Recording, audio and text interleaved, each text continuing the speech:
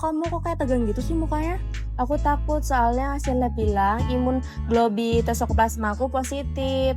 Aku kan punya kucing di rumah. Aku takut sama kondisi bayiku. Coba jangan tegang dulu, kita dengerin penjelasan dokter dulu biar jelas gimana. Oke? Ya. Pasien atas nama Ibu Tirsa, silakan. Udah gitu dulu. Ya. Assalamualaikum warahmatullahi wabarakatuh, Ibu. Waalaikumsalam warahmatullahi wabarakatuh. Sebelumnya, perkenalkan Ibu, nama saya Dr. Firdaus Ademudin yang berjaga di Rumah Sakit Al Farizi pada pagi hari ini. Nah, sebelumnya ini benar dengan Ibu Tirsa. Umurnya berapa, Ibu? Umurnya 23 tahun dong. Umurnya 23 tahun. Alamatnya di mana, Ibu? Yogyakarta. Yogyakarta. Baik. Di sini saya akan menyampaikan sebuah informasi yang sifatnya itu privasi. Nanti saya akan menjaga kerahasiaan dari informasi ini. Oke, bismillahirrahmanirrahim. Sebelumnya, apakah Ibu sudah mengetahui dari kondisi medis Ibu? Sudah dok. Saya sangat cemas sekali dok. Takut infeksinya menular ke janin. Oke, baik. Harapannya Ibu untuk kedepannya gimana Bu? Saya ingin cepat sembuh dok. Oke, apakah Ibu ingin tahu perkembangan dari kondisi Ibu? Baik Ibu, mungkin di sini saya akan menginformasikan hal yang tidak menyenangkan. Apakah Ibu siap? Baik, jadi untuk hasil lab Ibu yang itu positif Toxoplasma. Saya mengerti perasaan Ibu. Jadi untuk hasilnya itu positif dan itu menunjukkan infeksi yang masih baru dari parasit Toxoplasma pada kehamilan 10 minggu ya Ibu. Jadi kita harus waspada. Tapi kabar baiknya dari infeksi ini bisa ditangani dan sergot janin bisa ditekan dengan terapi yang tepat Ibu. Itu apakah kan saudara saya ini memelihara kucing ya dok? Apakah itu terinfeksi dikarenakan kucingnya atau gimana? Untuk itu belum tentu Ibu. Belum tentu apa ini pasti dari kucing. Itu bisa jadi penularannya itu dari daging yang tidak matang, direbus tidak matang, terus dari sayuran buah yang tidak dicuci bersih, lalu tangan yang terkontaminasi dengan tanah. Nah, kucing memang bisa membawa parasit, tapi bukan satu-satunya sumber di kucing.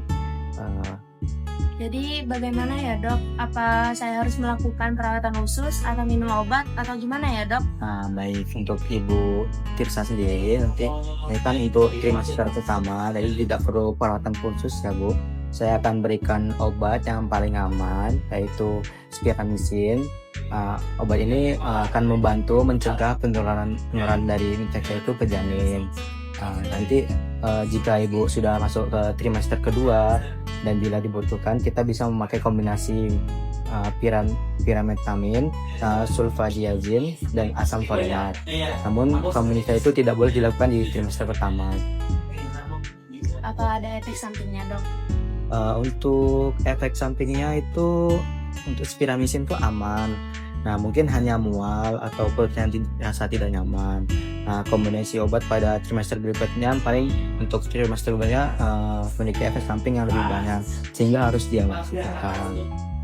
Jadi untuk terapi dari Spiramycin ini diminum secara rutin sampai akhir kehamilan dengan pemeriksaan berkala. Nanti Ibu juga kita pantau lewat USG detail dan bisa diperlukan pemeriksaan lanjutan seperti amniocentesis. Oke, ini untuk resepnya ya Ibu Tirsa.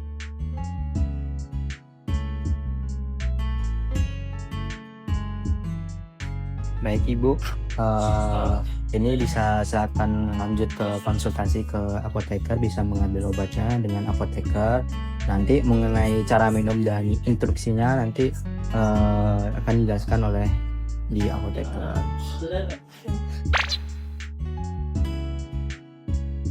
Terima kasih ya dok. Sehat-sehat Ibu. Iya. Selamat siang Ibu, saya lihat tadi Ibu ada diberikan resep oleh dokter, boleh saya lihat? Oh iya, saya lihat dulu ya. Ini Ibu obatnya. Ibu boleh minta penjelasannya nggak untuk hal yang perlu diperhatikan?